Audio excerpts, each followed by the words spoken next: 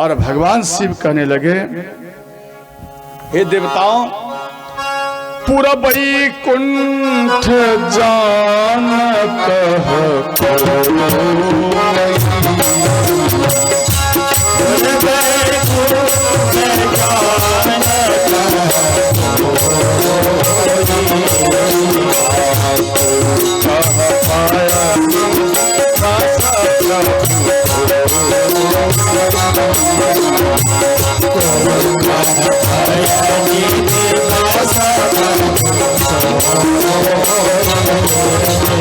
भगवान शिव माँ पार्वती को बोली कि देवी, हम भी उसी समाज में थे और हम भी एक वचन बोले, ते ही समाज गिरजा में रहे,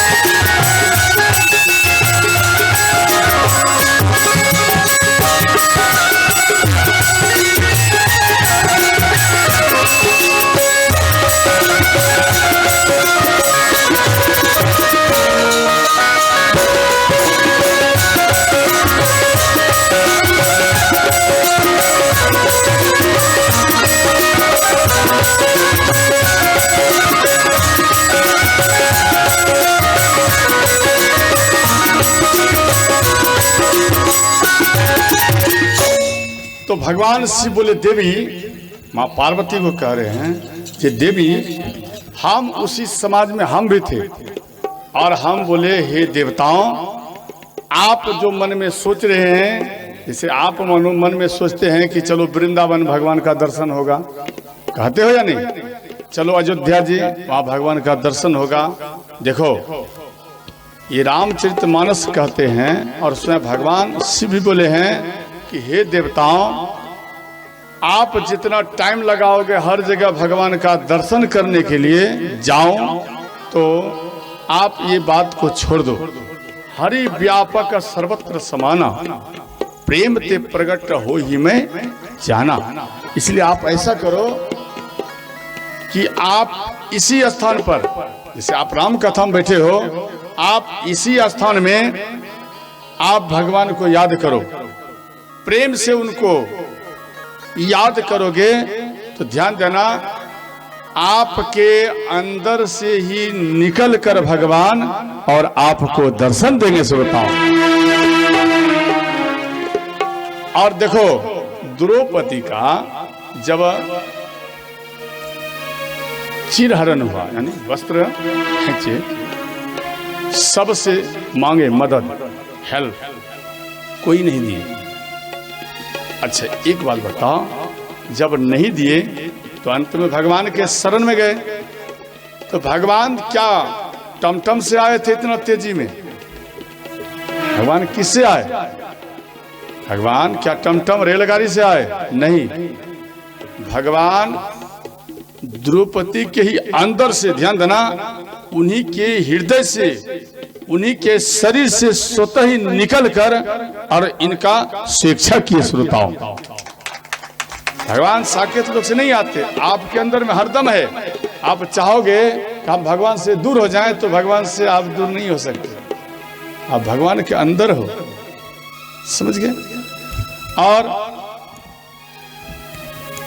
तो इधर बोले हरि व्यापक सर्वत्र समाना, भगवान तो हर जगह है और प्रेम के प्रकट हो ही मैं जाना। प्रेम से जो व्यक्ति पुकार देते हैं भगवान उनके सन्मुख स्वतः ही वह प्रकट हो जाते हैं। तो सब कोई स्तुति करने लगे। बोले सच्चे दरबार की जय हो। सज्जन वृंदों, माता एवं बहनों, भगवान आकाशवाणी द्वारा सभी देवता को संबोधित किया और आकाशवाणी द्वारा कह रहे हैं कि हे देवताओं, ब्रह्मा जी से मरीचि, मरीचि से कश्यप, ध्यान देना, और कश्यप की पत्नी देव आदिति, इन दोनों के मिश्रण से सूर्य भगवान का प्रागट्य हुआ है। बोले सूर्य भगवान की जय हो। तो कहने लगे कि सूर्य भगवान का प्रागट्य हुआ है और भगवान विश्वकर्मा के पुत्री संज्ञा के साथ इनका विवाह हुआ। इसके बाद ध्यान देना, तो एक बार संज्ञा सूर्य भगवान के तेज को सहन नहीं कर पाई तो अपना प्रतिबिंब सूर्यलोक में छोड़ दिए और ये अपने पिता के पास आई और भगवान विश्वकर्मा को सारा बात बताए।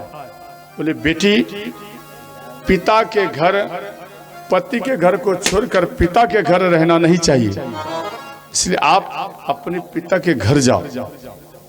तो श्री संज्ञा ये अपने पिता के घर को भी छोड़ दिए और ये वन में, ध्यान देना, अश्वनी के रूप में, अश्वनी माना घोड़ी, समझ गए, एक घोड़ी के रूप में ये तपस्या करने लगी। और इधर सूर्य भगवान अपने पत्नी को महल में नहीं देखे, इनको जब मालूम पड़े तो ये ढूंढते हुए भगवान विश्वकर्मा के पास आए और बोले हमारी पत्नी कहाँ है।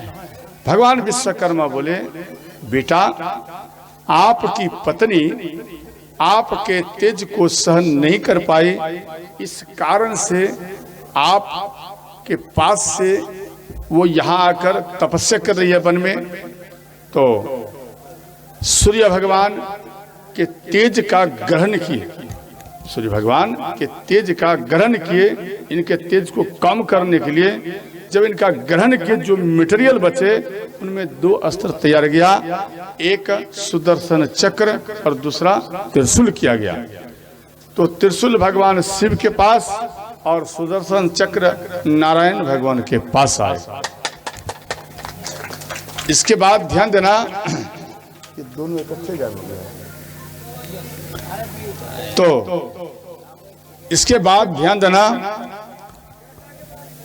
तो इनका ये एक अश्व का रूप धारण किए, सूर्य भगवान अश्व का रूप धारण करके और अपनी पत्नी अश्वनी इनके पास आए। तो इन दोनों के मिश्रण से, ध्यान देना, एक बालक प्रकट हुआ जिसका नाम पड़ा अश्वनी कुमार। अश्वनी कुमार की जय हो। श्रोता, अश्वनी कुमार का प्रकट हुआ और इसके बाद इनका एक पुत्र भी एक प्रकट हुए जिसका नाम हुआ श्राद्धदेव मनु। और ये श्राद्धदेव मनु ये सूर्य भगवान अयोध्या का इनको राजा बनाए, ध्यान देना।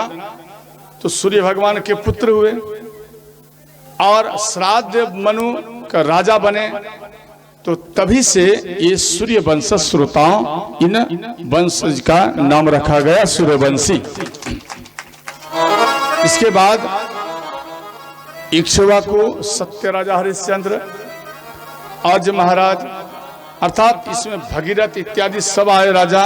तो अंत में आज महाराज आए। तो आज महाराज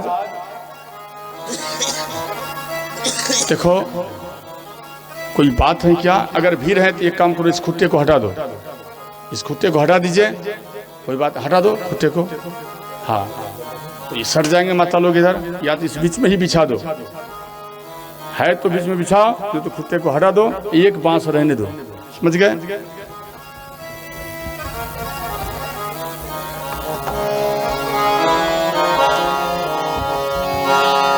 सीताराम सीताराम सीताराम कहिए, जही विधि राखे राम तही विधि रही। सीताराम सीताराम